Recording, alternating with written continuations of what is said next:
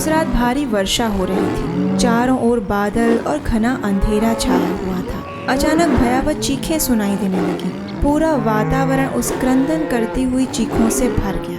पृषद्र ने अपनी तलवार उठाई और चीखों की दिशा में दौड़ा।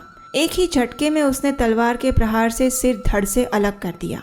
उसे लगा उसने किसी की रक्षा की है, लेकिन वास्तव में उसने वध कर दिया था, और वो भी एक गाय का। और अनजाने में हुई इस भूल के कारण उसे एक भयंकर श्राप का सामना करना पड़ा।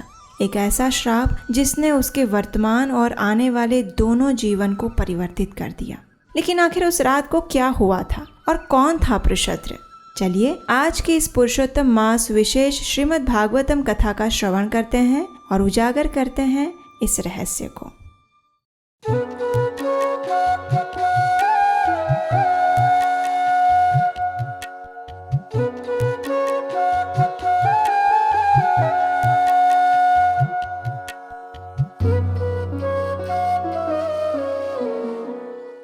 हरे कृष्णा।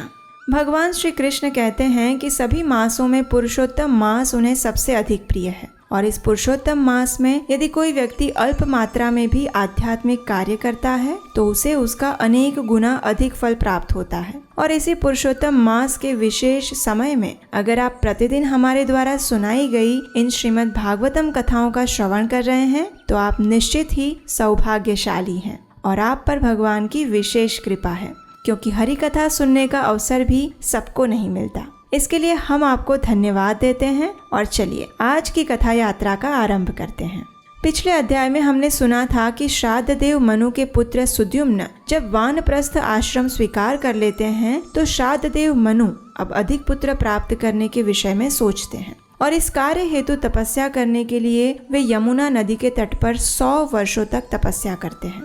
उनकी भक्ति और तपस्या से भगवान प्रसन्न होते हैं और उन्हें उनके ही समान 10 पुत्र प्राप्त होते हैं। श्राद्ध देव मनु के ये सभी पुत्र अत्यंत पराक्रमी और विनम्र थे। उनमें से एक पुत्र का नाम था पृषद्र, और उसे कुल गुरु वशिष्ठ ऋषि द्वारा एक विशेष कार्य सौंपा गया था। ये कार्य था उसके राज्य में गायों की रक्षा करना। अपने गुरु की आज्ञा पालन करने के लिए पृषद्र प्रतिदिन पूरी रात हाथ में तलवार लेकर वीरासन में बैठता और जंगली पशुओं से गायों की रक्षा करता था। अब एक दिन क्या हुआ कि पृषद्र गायों की रक्षा करने के लिए सज्ज था। उस रात को भारी वर्षा हो रही थी। चारों ओर बादलों का साम्राज्य फैला हुआ था। घनघोर अंधेरा तो ऐसा था कि स्वयं को देखना भी मुश्किल लग रहा था। इसी अंधेरे का लाभ उठाकर एक बाघ गौशाला में प्रवेश कर गया। जैसे ही वहाँ सो रही गायों ने इस बाघ को देखा तो वे अत्यंत भयभीत होकर चारों दिशाओं में दौड़ने लगी। अब गायों की संख्या इतनी सारी थी कि इनमें से किसी भी एक को पकड़ना उस बाघ के लिए मुश्किल नहीं था। इसलिए उसने एक गाय को दबोच लिया। वो गाय जोर जोर से चीखने लगी। गायों की चित्कार सुनकर पृषद्र तुरंत आवाज की दिशा में दौड़ा। उसने अपनी धारदार तलवार निकाली और एक ही झटके में सिर धड़ से अलग कर दिया। लेकिन दुर्भाग्य से उस अंधेरे में पृषद्र नहीं देख पाया कि उसने जिस सिर को काटा था वह बाघ का नहीं अपितु गाय का था। हालांकि इस प्रहार से बाघ का भी कान कट गया था, इसलिए वो भी भयभीत होकर वहां से चला गया। कुछ समय बाद जब पृषद्र ने ध्यान से देखा तो उसके हाथों से बाघ के बजाय एक गाय की हत्या हो गई थी। ये देखकर उसके दुख और निराशा का कोई ठिकाना नहीं रहा। उसने तुरंत अपने गुरु के पास जाकर सारा वृत्तांत कह सुनाया। हालांकि पृषद्र द्वारा हुई ये भूल पूर्ण रूप से अनजाने में हुई थी, लेकिन फिर भी एक गाय का वध करने के कारण ऋषि वशिष्ठ उस पर अत्यंत क्रोधित हो गए। उन्होंने पृषद्र को श्राप देते हुए कहा, तम शशाप कुलाचार्यः कृताग समकामतः न क्षत्र बंधु शूद्र त्वं कर्मणा भविता मुना। हे पृषद्र, इस गाय की हत्या के कारण तुम अगले जन्म में क्षत्रिय परिवार में नहीं अपितु शूद्रों के परिवार में जन्म लोगे। पृषद्र ने भी अत्यंत विनम्रता पूर्वक अपने गुरु के इस श्राप को स्वीकार कर लिया। उसके बाद उन्होंने अपनी इंद्रियों पर संपूर्ण नियंत्रण रखते हुए ब्रह्मचर्य का व्रत लिया और अपने समस्त सांसारिक दायित्वों का त्याग कर दिया। अब वे अपना संपूर्ण समय परम भगवान श्री हरि के चिंतन और स्मरण में व्यतीत करने लगे। शरीर के पालन हेतु जितना भी उन्हें मिल जाता उसी का वे स्वीकार करते।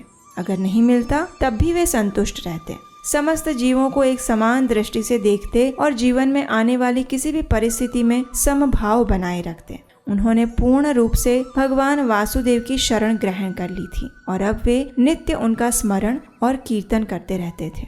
इस प्रकार संपूर्ण पृथ्वी पर विचरण करते हुए वे अवधूत बनकर अपना शेष जीवन व्यतीत करने लगे थे। अब देखिए, जो व्यक्ति सतत भगवान का स्मरण और चिंतन करता है उसका शुद्धिकरण स्वतः ही हो जाता है। ऐसा ही कुछ हुआ पृषद्र के साथ। एक दिन उन्होंने वन में भयावह अग्नि देखी और इस स्थिति का लाभ उठाकर वे उसमें प्रविष्ट हो गए। इस प्रकार उन्होंने अपने इस भौतिक देह का त्याग कर दिया और अंततः भगवान के नित्य धाम वैकुंठ लोक में प्रवेश किया।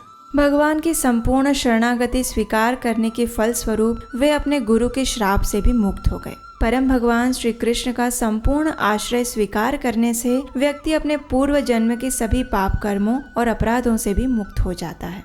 तो ये थी आज की अधिक मास कथा। इस कथा में भी एक अत्यंत महत्वपूर्ण शिक्षा छिपी हुई है। जानते हैं कौन सी? अगर जानते हैं तो जल्दी से नीचे कमेंट बॉक्स में हमें लिखकर बताइए। आपके उत्तर की हम प्रतीक्षा करेंगे। और जाने से पहले आपके अपने इस चैनल को सब्सक्राइब करना मत भूलिएगा, क्योंकि इस पवित्र मास में हम आपके लिए ऐसे ही मधुर और प्रमाणभूत कथाओं की रसधारा निरंतर लेकर आने वाले हैं। तो चलिए परम भगवान श्री कृष्ण के चरण कमलों का संपूर्ण आश्रय स्वीकार करते हुए भगवान से दीन भाव से इस प्रार्थना का उच्चारण करते हैं। गौरांग बोलीते हबे पुलक शरीरा, हरि हरि बलीते नयन बहनीरा,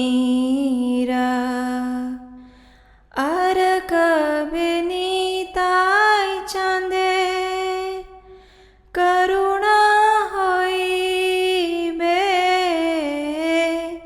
संसार वासना मोरा कबे तुच्छ हबे, गौरांग बलीते हबे पुलक शरीरा, हरि हरि बलीते नयन बहनीरा। हरे कृष्ण।